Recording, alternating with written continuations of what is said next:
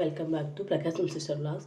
ఈరోజు ఏం చేస్తున్నాను, టమాటా కర్రీ, టమాటా అండ్ శనగపప్పు కర్రీ. చాలా అంటే చాలా టేస్టీగా ఉంటుందండి. సింపుల్గా చెప్తాను, నేను డైలీ చేసేలాగే.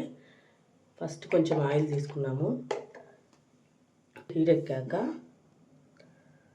కొంచెం తాలింపు గింజలు తీసుకున్నాము.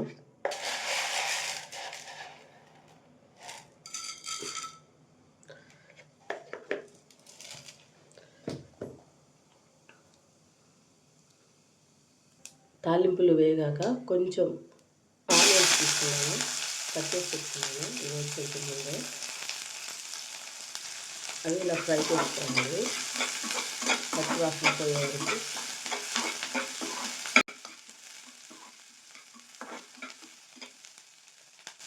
టమాటా శనగపప్పు కర్రీ అన్నాను కదా, ముందే మనం ఏం చేయాలంటే కర్రీ చేసే ముందే శనగపప్పుని ఇలా నానబెట్టుకోవాలి.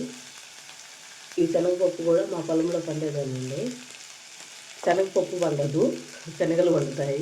వాటిని ఏం చేశానంటే మా అమ్మమ్మ ఎండబెట్టేసి తిరగడ్లు ఏం చేసినంటే ఆనియన్స్ ఫ్రై అయ్యాక టమాటా ముక్కలు తీసుకొని ఇందులో వేసుకున్నాను. ఇవన్నీ రోజు చేశానంటే ముందే అన్నీ కట్ చేసి పెట్టుకున్నాను. ఇలా బాగా కలిపెట్టాలి.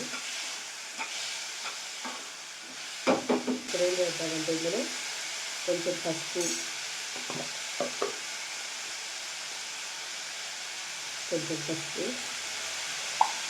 నెక్స్ట్ కొంచెం ఉప్పు చెప్పాను కదా, నేను కల్లుప్పే వాడతానని కొంచెం కల్లుప్పు వేస్తున్నాను. ఇవన్నీ వేసిన తర్వాత బాగా కలబెట్టాలి.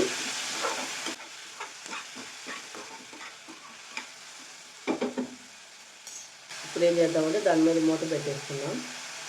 ఇలా మూత పెట్టి సిమ్లో పెట్టడం వల్ల తొందరగా కర్రీ అనేది ఆవిరికి కుక్ అవుతుంది.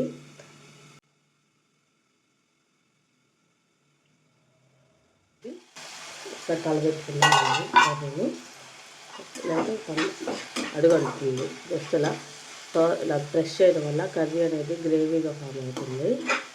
ఇప్పుడు ఏం చేద్దామంటే కొంచెం మెత్తబడిపోయింది టమాటా ముక్కలు తొందరగా, ఎందుకంటే చిన్న చిన్న కట్ చేసుకోవాలి.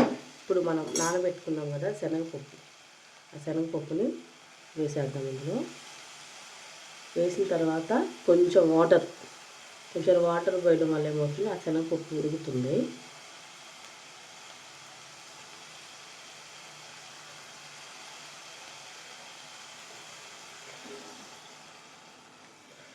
మనం నానబెట్టుకున్న వాటర్నే అందులో పోసేసుకోవచ్చు. మళ్ళీ స్పెషల్గా వాటర్ అవసరం ఉండదు. ఇలా వేసి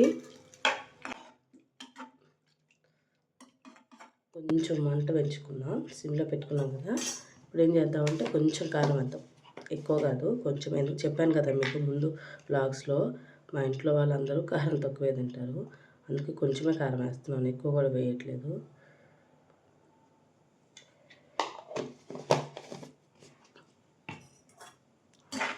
ఈ మసాలాలు అవి అన్ని కర్రీస్లో వేయను, కొన్ని కర్రీస్లోనే వేస్తాను.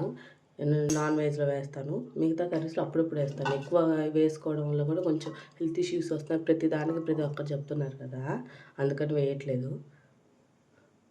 సరే, ఇలాగే మన ఛానల్ని సబ్స్క్రైబ్ చేయండి, లైక్ చేయండి, నచ్చితే కామెంట్ చేయండి. ఇంకా మరిన్ని రెసిపీస్ చేయడానికి మన ప్రకాశం సిస్టర్ బ్లాగ్స్ని బెల్ ఐకాన్ ఉంటుంది కదా, దాన్ని ఆల్ అని నొక్కండి. సరే, మళ్ళీ చూద్దాం మూత తీసి కుక్ అవుతుందో లేదని. దీనికి ఏం పెద్ద అవసరం లేదు, వెరీ వెరీ సింపుల్ కర్రీ.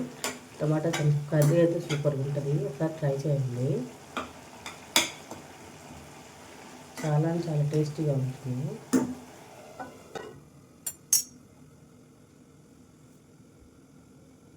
అయితే మన కర్రీ రెడీ అయిపోయింది.